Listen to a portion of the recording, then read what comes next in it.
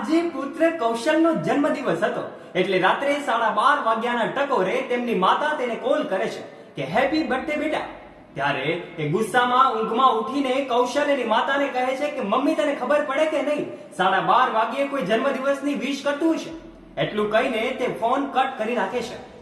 થોડી વારમાં જ 1 વાગ્યાના ટકોરે એ કૌશલના મિત્ર રામનો કોલ આવે છે અને કહે છે કે હેપી બર્થડે કૌશલ। આ રામનો વાત સાંભળીને એમની સાથે કલાકો સુધી વાત કરે છે અને ત્યાં તેમની ઊંઘ નથી બગડતી અને એમની સાથે વાતો કરે છે અને પછી તેઓ સૂઈ જાય છે। વહેલી સવારે એમના પિતા એમને કોલ કરે છે અને કહે છે બેટા તારી માં ભોળી છે, તારી માં ગાંડી છે, એને ખબર ન પડે કે રાત્રે કોલ ન કરાય કારણ કે મારો દીકરો સૂતો હશે અને એમને એની માની સાથે વાત કરવાનો સમય પણ નહીં હોય। પણ બેટા હું તારી માને સમજાવી દઈશ, એને તને કોલ એટલા માટે કર્યો કે તું જ્યારે નાનો હતો, તું જ્યારે જન્મવાનો હતો ત્યારે હોસ્પિટલમાં હતો ને ત્યારે ડોક્ટરે કહ્યું હતું કે 6:30 વાગ્યે બાળકનો જન્મ થશે, પરંતુ તારો જન્મ 12:30 વાગ્યે થયો હતો। ત્યાં સુધી તારી માએ જે પીડા સહન કરી છે ને એટલા માટે તારી માએ તને કોલ કરી દીધો હશે। પણ બેટા તું ચિંતા ન કર, હું એને સમજાવી દઈશ કે હવે તને કોલ નહીં કરે।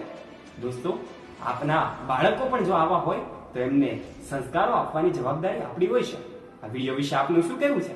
તમારો મત અને મંતવ્ય કમેન્ટ બોક્સમાં કમેન્ટ કરીને જરૂરથી જણાવજો અને જો વિડીયો ગમ્યો હોય તો વિડીયોને લાઈક કરજો અને શેર પણ।